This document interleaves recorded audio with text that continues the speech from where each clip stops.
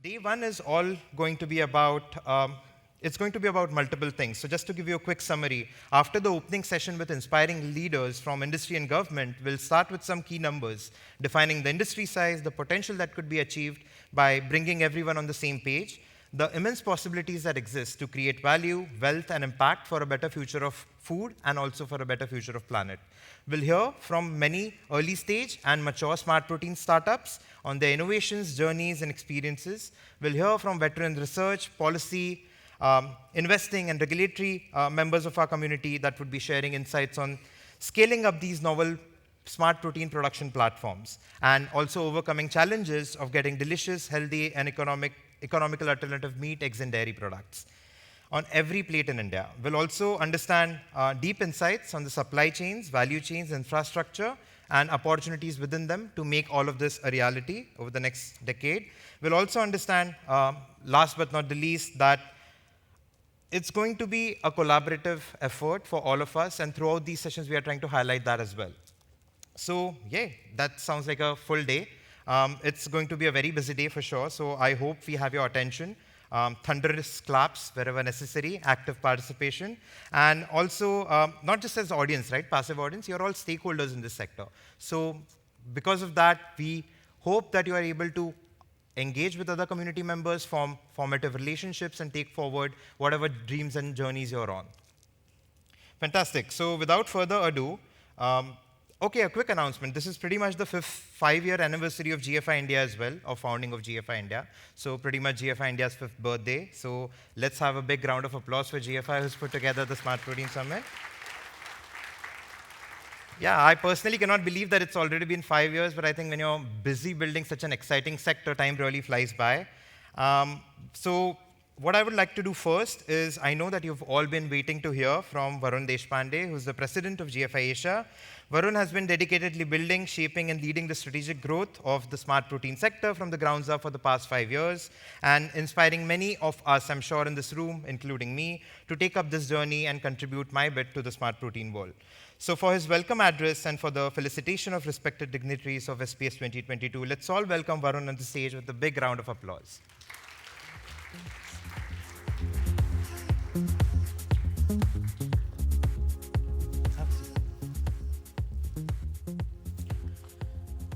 All right, great. So let me quickly introduce a few of our dignitaries, and then we'll start with the felicitation.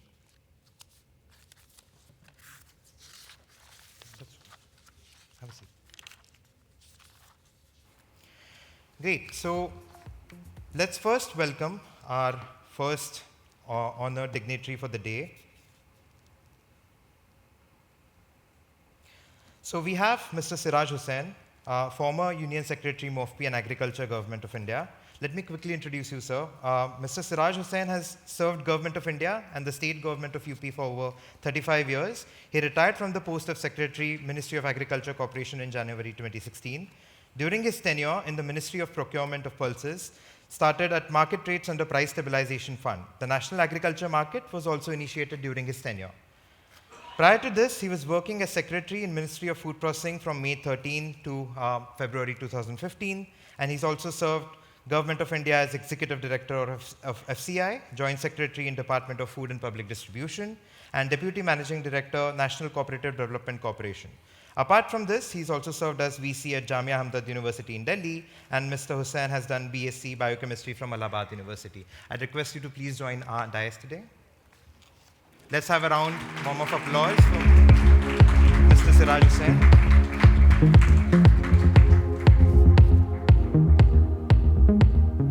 Great. Please have a seat, sir. Yeah. Let's quickly felicitate Varun, if you could do the honor of felicitating Mr. Siraj Hussain.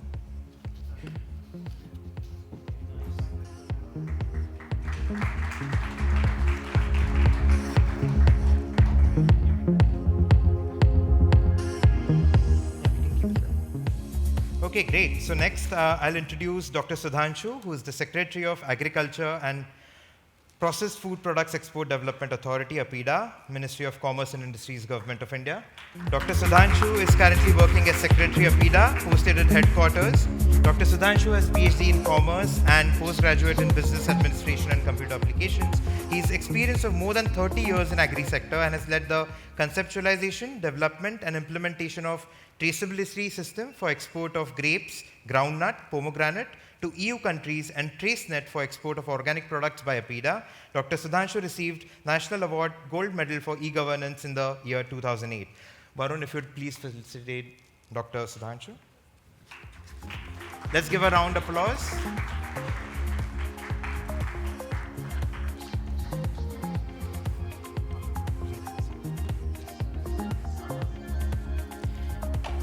Great. So last but not the least, we have our fourth dignitary for the day, Mr. Siraj Azmat Chaudhry. Really glad to welcome Mr. Siraj on stage. He's the chairman of National Commodities Management Service Limited. Mr. Siraj Chaudhry has been in business for 34 years, of which 20 years in leadership roles, building, turning around, acquiring, divesting businesses in agriculture and food space. Mr. Siraj is presently non-executive director and chairman of NCM, National Commodity Management.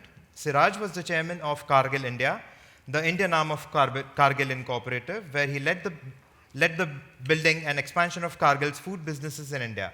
Siraj served as an independent director on the boards of Tata Consumer Products, Tata Coffee, Dhanuka Agritech, Jubilant Ingreva, and also Bikaji Foods International. I'll request Varun to quickly felicitate Mr. Siraj Azmat Chaudhry as well. A very warm welcome.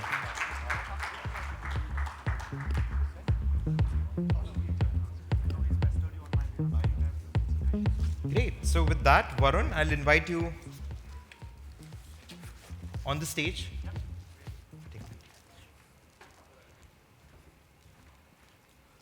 Thank you so much, Shardul. Can everyone hear me?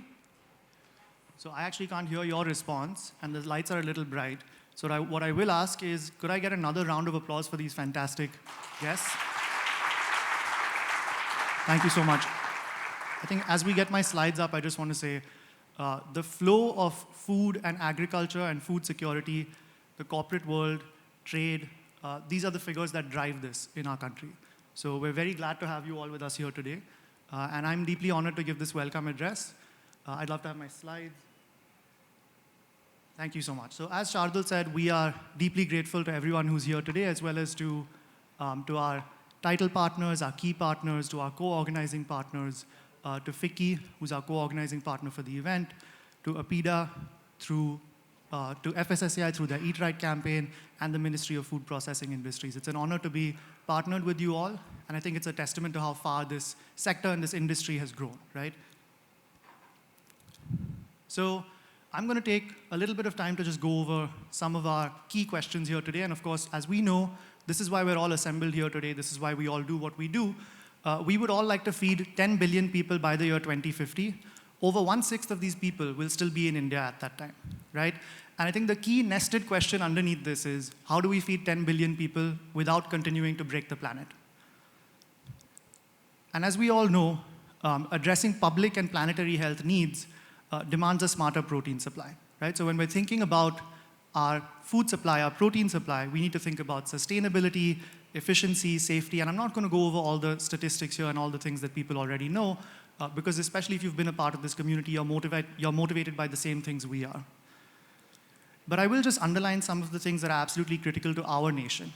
Niti Aayog, which is our government's policy think tank, has identified that 600 million Indians live today under extreme water stress, and many of our major cities are running out of water by the year 2030. We also know that food safety is an increasing concern globally, and this is particularly a major issue, an urgent issue in low and middle income countries like India. Of course, we are a middle income country, but low and middle income countries have about 41% of the world's population, but we have 75% of the world's foodborne illness-related deaths. Now, these issues that stem from food safety, if we look at, for instance, antimicrobial resistance, we've seen people identify, major people who study these things day in, day out, like, for example, Dr. Margaret Chan, the former head of the World Health Organization, say that we're heading towards a post-antibiotic era in which common infections might once again kill, and it could be the end of modern medicine as we know it. Now, despite all of these challenges, we know that conventional meat demand is only going up. And that is driven by growing demand and rising incomes in places like India, and of course, Southeast Asia, China, eventually even sub-Saharan Africa. And this is very simple. The reason for this is because as people's income rises, they demand more meat. And that in turn is because meat is tasty, it's satiating, it's nutrient dense, it's very ingrained in heritage and culture. So despite all of these challenges, we're heading towards a world where we're seeing increasing concentration of meat production, and the challenges that we face before us in sustainability, in food safety, in food security are only getting worse. So quite clearly, we need a paradigm shift. We cannot continue with business as usual, right? And that's why we're all assembled here today.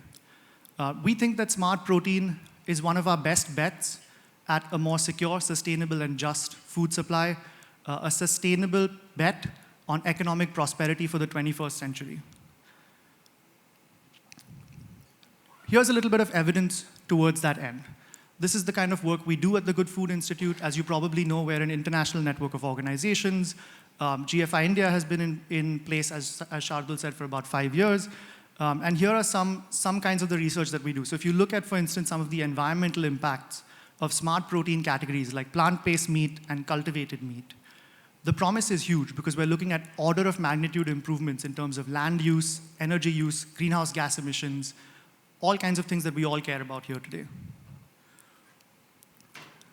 We've also seen that smart protein can advance several national strategic priorities that we all care about and that the government of India has espoused. So things like agriculture and allied development, we know that 50% of our population, over 50% of our population is reliant on agriculture. We know that India is, as are many of the low and middle income countries in the world, perhaps more susceptible to climate crises. So the sustainable development goals are of huge importance to us. And then we know that nutrition security is very important because we do have some of the biggest challenges with undernutrition as well as overnutrition. And these are challenges that rob our population's ability to shape their own destiny. Every month between 2011 and 2030, 1 million Indians are turning 18 years old. That's huge. It's our demographic dividend, but it's also a huge responsibility. So we think that we need to become Atmanirbhar in smart protein. The Prime Minister of India and a huge number of government agencies and private industry are working towards this goal. We have this massive opportunity in India. We have this crop biodiversity. You'll hear from entrepreneurs working on this. We have a globally competitive talent pool, and for this, you only need to look left and right. We have a major industrial opportunity, and once again, there are many people in the room here today and out there in the sector who are working on this opportunity. The good news is we've seen smart protein market estimates go as high as $1 trillion by 2050.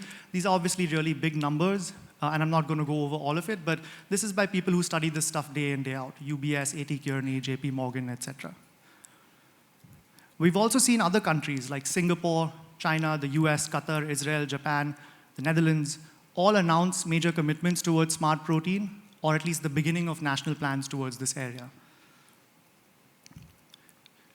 And we do have a very promising Indian sector in this space. You'll see all the startups, you'll taste some of the products, as Shardul said. You'll see very many exciting launches, very sexy launches, the likes of Mahendra Singh Dhoni and Virat Kohli and Neeraj Chopra and all kinds of people getting involved in the space. And by the way, I should have definitely said Anushka Sharma and Virat Kohli, excuse me. But yeah, I guess the challenge that we'd like to summarize here today is that very limited investment, when you look at the global scale, has actually occurred in the Indian landscape. And that is our opportunity. So whereas we've had about $11 billion of investment in smart protein over the last 11 years globally, that number on the right there is the total Indian number. It's about, maybe the number's 12 million now because of a couple of deals over the last few days, right? And if you look at the larger opportunity to grow into, it's not 11 billion. It's actually the $1.8 trillion that has been invested in renewable energy over the last 5 years. So that's why I'm delighted to look at some of these challenges and say that we're joining hands with our co-organizers, FICCI, and delighted to partner with them on a Center for Nutritional Excellence in Smart Protein. We'll be working on 4 main work streams. We're working on policy and regulatory advisory, establishing a smart protein working group with many of you here in the room, knowledge building, information dissemination, and market development and access through promotional activities. I think we all know that the challenges before us are considerable, and the time is now to double down on some of these solutions. So delighted to partner with FICCI on this Center of Excellence. And lastly, I just want to say, all the promise, all the big market numbers, and even the things that we're going to talk about through the course of this summit, it's not guaranteed. Progress and success is not guaranteed. It demands all of us together. It demands our collective ingenuity. It demands collaborations across business, science, and policy. This space is really nascent. In terms of what we can achieve, our best days are still ahead of us. And that is an incredibly exciting place to be, but it's also very sobering, and it's a massive responsibility. So the last people that I want to thank, in addition to our wonderful title partners, our key partners, our co-organizers, is each and every one of you for being here today and tomorrow, and for all the work that you're doing to advance the smart protein sector, all of your dedication towards a more secure, sustainable, and just future of protein. And we look forward to working with you and chatting with you over the next couple of days. Thank you so much.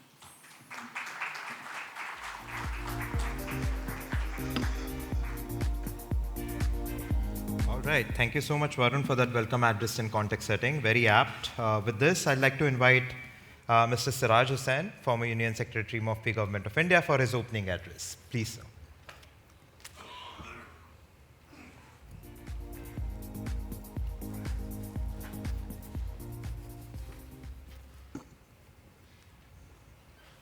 Good morning, and thank you, GFI and FICCI, for inviting me. Let me confess at the very beginning that I was not familiar with the term smart protein. Which means that GFI has a lot of work to do. Now, since yesterday I have read a little bit about this, and I do realize that new innovations in food are possible. I refer to my childhood. There was no concept of frozen peas at that time. You bought peas in winters, and that's it, fresh peas. No frozen peas, which are now consumed round the year. We bought potato chips from the shop of halwais. Similarly, namkeen. There was no concept of packaging at a national level. Packaging was local in baans ka kagaz, and that is how we consumed namkeen in our times. So even if the concept of smart food and smart protein is very new, we should be quite hopeful that in times to come, if you are able to produce good quality of protein at an affordable price, then it is not only the Indian market, but also the global market, which is waiting for innovations in the food industry. On behalf of FICCI, I can say that FICCI is very happy to partner with the Good Food Institute in this exciting and ambitious journey of transforming the protein chain.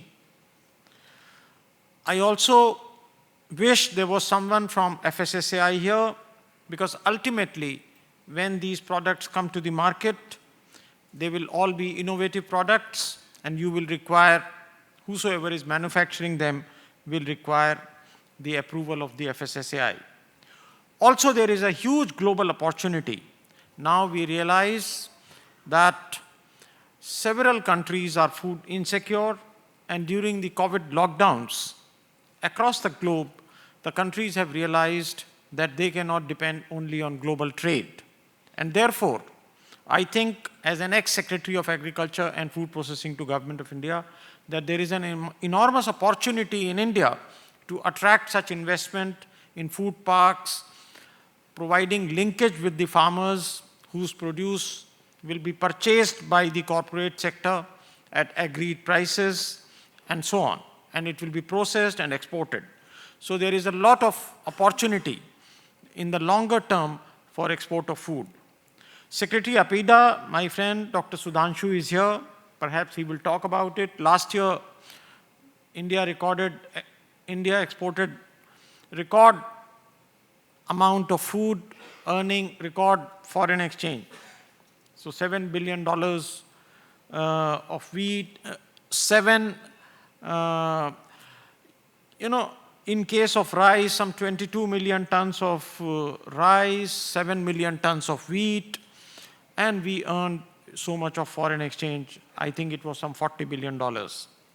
Of course, that story will not be repeated this year for a variety of reasons, but in the longer term, we can say that India will produce food not only for feeding its own population, but also for feeding the world. Some countries of the world. I will not say feeding the world, because we have seen that statement being made, and the next day the ban on export came. So, we do realize that there is scope for smart protein, and not only from the non-vegetarian population of India. I think GFI should remember, and those who will manufacture smart proteins, that, and I'm saying it with all sense of responsibility, that the policymakers, especially in North India, are vegetarians. So in policy-making circles, it is the vegetarianism which is, flavor of the day. So even though 70% of Indian population is non-vegetarian, but then, you find meat shops close from time to time for, various festival times and so on. So there will be roadblocks. And therefore, you have to, the GFI has, I find that GFI has a lot of experts from academia, industry, various people, maybe during the tea time I would like to meet them. Your Indian team seems to be very well endowed. So you have a task cut out to convince the policymakers that it is a different kind of meat, less stressful for the environment, perhaps more nutritious with micronutrients, and you have to link it to nutrition. Because at least in the North Indian states, the policy making is not supportive of non-vegetarian things in any manner. In fact, and it keeps surprising me that, in some states, the municipal corporations do not have the responsibility of maintaining abattoirs now. Abattoirs not maintained by municipal corporations. So whatever meat is available is being slaughtered in houses or unhygienic places, and that is what we are eating, because the municipal boards are not responsible. And in some states where they are responsible, they are not investing anything. So there is a lot of, if I can say so, our meat is not coming from very highly sanitized, clean, and very well-developed places. Of course, APEDA has done a lot of work. They have, for export of meat, they have given grant. Ministry of Food Processing has also given grant to some modern abattoirs. From these abattoirs only, meat can be exported. But Indian consumers, you have to depend on animals slaughtered in the houses in very unhygienic conditions. Which means, why I'm saying this is, GFI has an opportunity to, to come up and say that your meat, whenever it comes, whenever it gets the regulatory approval, is of very high, sanitation standards and quality standards and so on. Now, there is a lot of buzz in the market, also in the minds of consumers, especially in the West. In fact, the other day, someone met me who was so bullish on setting up a very large 2-3 food parks for meeting the requirement of Middle East and African nations. So it seems that these countries, oil-rich countries, have realized that they cannot depend on global food chains for meeting their food requirement. For a variety of reasons, the supply chains got broken during COVID, and even now in China, due to I think there are some 2,000 places, cities, towns, villages, which are under lockdown in China because they want zero COVID. So this means that the food, as far as possible, has to be made available from local growers. So India offers a huge opportunity of export of food, and I'm really happy that APEDA is here, which is the body responsible for the government for promoting exports. I go to your website every other day for data on how much has been exported and so on. So for some months, I must point out, even though it is not related to the subject, for some months, APEDA was giving the value of export, but not the quantity of export. So it came only with a lag. So I used to wonder, what is the quantity which has gone? Anyway, so now it is available. My request to you will be, good data will not harm anyone. The government should provide more data that will improve policy making, and the more data we have on nutrition, consumer habits. You see, after 2011-12, we do not have a consumption expenditure survey. So you do not know what are Indians eating now. You know, the number of people who were consuming non-vegetarian food had gone up between 2001 and 2011. We do not know what has happened between 2011 and 2021. There is no national survey which can throw light on that. So even with these gaps, I know that the industry would have done its own research, market surveys, and so on, and GFI being a global organization, having so many very talented young people, PhDs from very reputed institutions in the world, I'm sure you would have done your homework, and even if a market is not there, you will create a market as Indian companies have done. So I had never heard of Maggi, as a child. And now, even in villages, the children they ask their parents to provide Maggi. Of course, it is very expensive, and people cannot afford it, but even then people eat it. I will end by a slight word of caution. And that is that despite what you read in the newspapers and what you see in videos from very eminent people, that it is the moment for India, our people continue to be malnourished, and India continues to be a very poor country. There is a very good IFPRI paper. Those of you who are interested, I'm sure your academics will know. There is a very good IFPRI paper, you should read that, Affordability of Nutritious Diets in Rural India, published in March 2020. So the cost of a recommended diet with the required quantity of protein, minerals, etc., was about 1.6 times the poverty line for India, $1.9 a day at PPP.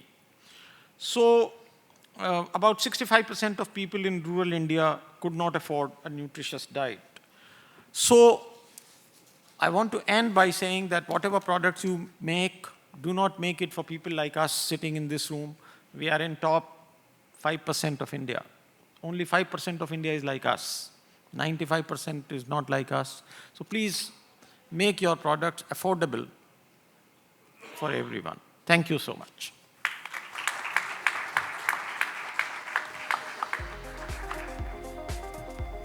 Thank you so much for that very insightful address, Mr. Siraj Hussain. We'll move on to Mr. Siraj Azmat Chaudhry, Chairman of NCMSL, for his special address now. So I'll welcome you on the podium for your address.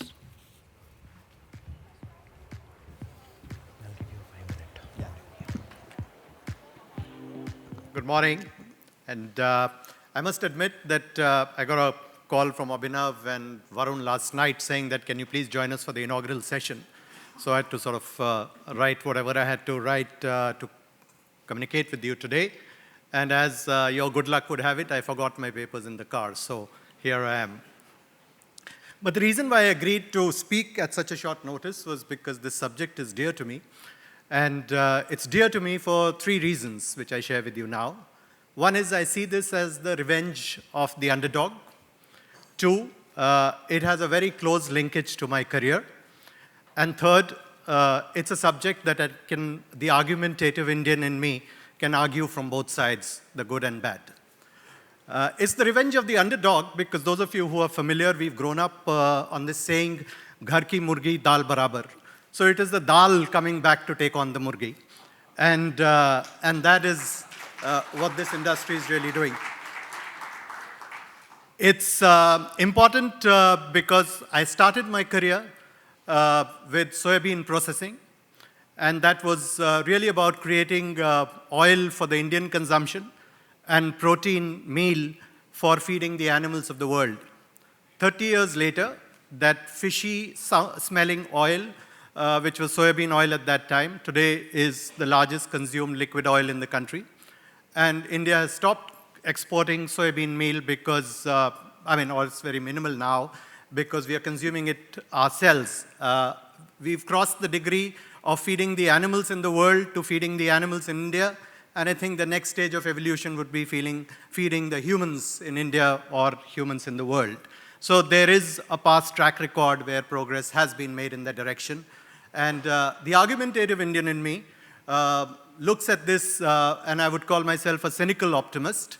Cynical because when I look at this industry and whatever I've read about it in the past, I'm no industry expert in this space though, is when I see us trying to take up causes which are closer to the West, when we talk about replacing meat, when we talk about environment, when we talk about ethics, and for a country where meat consumption is like less than 4 kilos per capita, trying to find solutions to a problem which actually sits with people or countries which consume 100 kilos per capita, 80 kilos per capita, is not really going to take us very far. It is like creating fruit beer to manage alcoholism. And I do not see that as a solution to a problem. And that is where I'm cynical.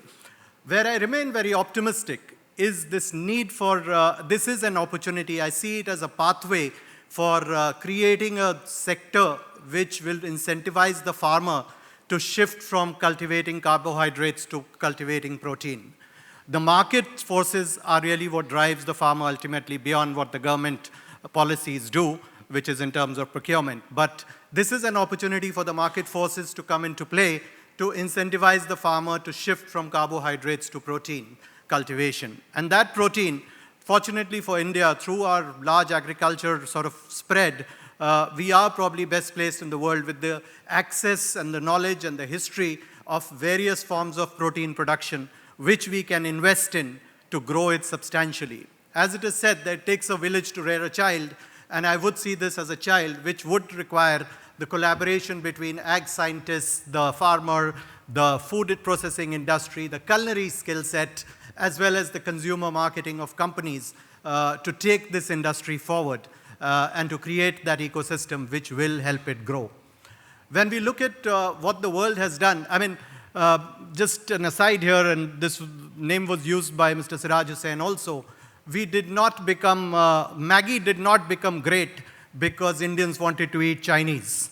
Maggi became great because they offered a good tasting snack which saved people on time and added, provided tasteful consumption. And that is somewhere that we have to move to create products which are affordable, and I'm here replacing time with money, and of course very tasteful for this industry to take off.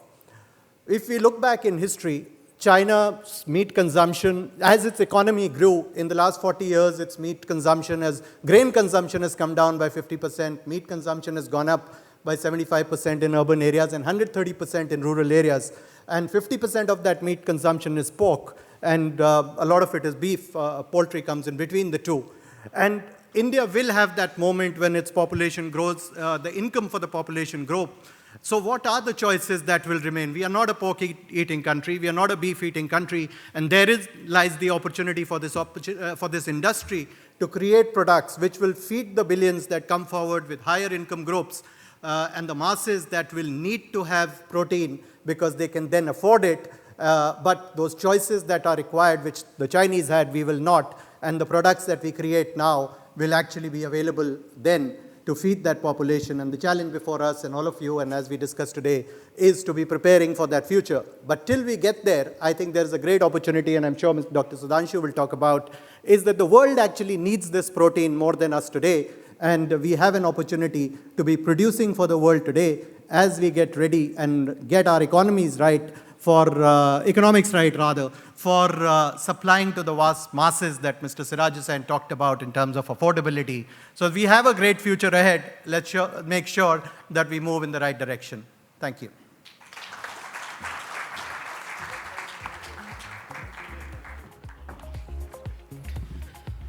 Thanks a lot, Mr. Siraj Chaudhry, for that special address. I'd like to invite now Dr. Sudhanshu from APEDA.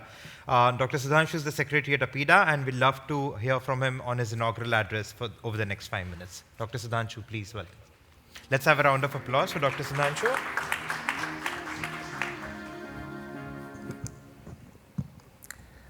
Eminent speakers at the dais, Shri Siraj Hussain ji, advisor FICCI, former secretary to Ministry of Food Processing and Ministry of Agriculture and Farmer Welfare. And after the post-retirement, at least he is contributing to the food sector with his enriched experience. Shri Azmat Chaudhry, Chairman NCML, Mr. Varun Deshpande, MD GFI, esteemed industry representatives, good morning to all of you. First, let me compliment FICCI for taking this apt and timely initiative for organizing this program with its partners, MOFPI, GFI, Eat Right India, and APEDA is also a part of it. And I feel such kind of program really provide a platform for brainstorming, for sensitization of the participants, especially to the new entrepreneurs, for taking a timely and right kind of decision to venture into the new emerging areas. And also, I was just going through the program. I would like to compliment FICCI for structuring the program so well by preparing each session which gives sufficient room for brainstorming on each of the topic. And the sessions are really good, and I think this will definitely enable the participants to have a structured discussion and get a good insight. And I'm really confident that the session will definitely enrich the participants about the future potential of this new industry. I always feel glad that the industry has reached now to a stage when we are able to set up pace with the global trends. And I recall those days when we used to follow, when either in the Western world, in the other parts of the world, developed countries, and we used to have a time lag. What we used to see there, it used to take a few years to come to that level. But now, with the vast agrarian economy, the agriculture vast resources we have, and the skill set of the industry, we have reached to a level whenever a new dimension is given in the food sector, especially because it's a program related food sector. So whenever a movement is started, whether it is in the organic fruit products or it's natural farming or this plant-based food product which we are saying, we are immediately able to catch up and explore the opportunities, which shows the strength and the potential of the country. And we all know the kind of movement which is starting, and especially during the post with this COVID pandemic, and everyone is going towards taking the health-based products, the food products, the health-based food products. India, by having vast range of inputs, vast range of raw material, we have the opportunity to cater to the world. From the international trade point of view, if we say, India has been a net commodity supplier. And though there is a shift in past few years with the efforts of Ministry of Food Processing, APEDA, and the other concerned organization, where the encouragement is given for the value addition, because that gives a good value to the each stakeholder in the value chain, whether it's a farmer or a processor or exporter. So during the COVID period, we have started seeing the trend for the product like this spirulina, or the products like makhana, millets, aula. These products are coming into limelight. And earlier we used to struggle for publicizing these products. I was a part of the promotion program in Singapore, and where some of our exporters were displaying these products. And one of the product was moringa. And we all know since last 3-4 years, the journey of moringa production is very good in the country. And there one of the buyer, along with the High Commissioner, we were chatting, and an idea came into mind why India does not formulate a category of superfood and publicize these products and the benefits of these products, for example, moringa or spirulina, aula, makhana, again the same products, and then publicize it. And that basically APEDA is in a process of initiating to form a category of having superfood where such kind of products are there, and we can export to these markets. Millets, we very well know, a good source of protein. International Year of Millets is going to be organized in the year 2023. Lot of work is being done at the government level from by Ministry of Agriculture or Ministry of Food Processing. APEDA has prepared an action plan, and we are going to organize 10 to 15 promotional program for publicizing millet and value-added products of millet. And our Honorable Prime Minister is having a meeting with the Indian ambassador on 20th in Kevadia, where basically the idea is to just request all the ambassadors to promote the millet and millet-based product and other, not only the millet and millet-based products in the forefront due to we are organizing the International Year of Millets, but the other products which I mentioned. So this will be a good opportunity. Now coming back to the smart protein for which we all have assembled. India per se, if we say by the background, if we say towards vegetarianism, if we say, though 70% population is of non-vegetarian, but there is a shift towards the vegetarianism. And what Mr. Siraj Hussain very well mentioned about, because these days we are very well aware about the importance of safe food. Safe food, traceability, good hygienic practices, good manufacturing practices, these are the buzzwords which are used in the, earlier it was in the international trade, in the global market, now in the domestic market. And everyone want to have safe food. When we used to formulate policy for increasing exports by strengthening the supply chain of any product, because as per the requirement of importing country, we have to sell what they want. If they want safe food, if they want food with a traceability, then we have to gear up, we have to prepare that. And we have been successful on that. I would like to make a mention in 2006-07, when the Indian grapes were publicized as poisonous, almost 2,500 containers were detained in Germany. And that gave a bad name to the country. And we brainstormed with all the stakeholders, prepared a residue-based protocol, which was a paper-based document. Then with the strength, IT-based strength of the country, we made it IT-enabled, and that gave birth to the first traceability system by an Indian government agency, the GrapeNet, which we replicated to other products also. For example, TraceNet, any food product or non-food product, organic product, which is exported, it is through the traceability system implemented by APEDA, which is TraceNet. So we used to say, when we are able to implement systems for exports, or if we are able to strengthen the supply chain of production and export for export, for catering to the overseas market, why we cannot?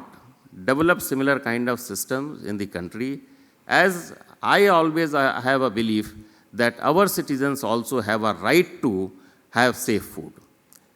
So it started from what Mr. Siraj Hussain said, the meat which is slaughtered and processed is not, because the supply chain has not been organized. No department has been mandated with the responsibility to take care of where the meat is slaughtered.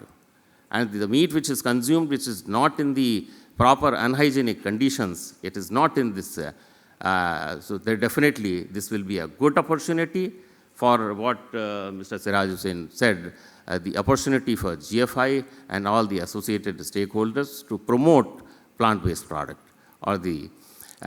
Towards the, basically when we say the food with nutrition and for the common masses, and I very well agree, whenever we make efforts for coming up with new innovative products, we need to take care of our common masses, and that the product should be affordable by the common masses. So all the processors, I think, because the major market is for our common masses only, for our common citizen only. If we are able to customize the product in such a manner so that the common mass is available, so huge market will be there. And by strengthening or organizing the supply chain of this plant-based product, definitely we will be able to not only cater to the domestic market, but very vast market at the global level is also there, where we will be able to export. So with this program, I definitely feel that we will be able to come up with a blueprint. I will, though it might be the idea of the FICCI to come up with a paper. So after the brainstorming in each session, I would like to request if a sort of white paper or a action plan can come up with crystal clear responsibilities of each stakeholder and each agencies, which can be circulated, and so that whenever the next programs are being organized, we are able to at least address the challenges which are going to be faced by in the industry. So will not take much time, and I would like to wish all the stakeholders for having this great show. All the best wishes to all the participants here. Thank you very much.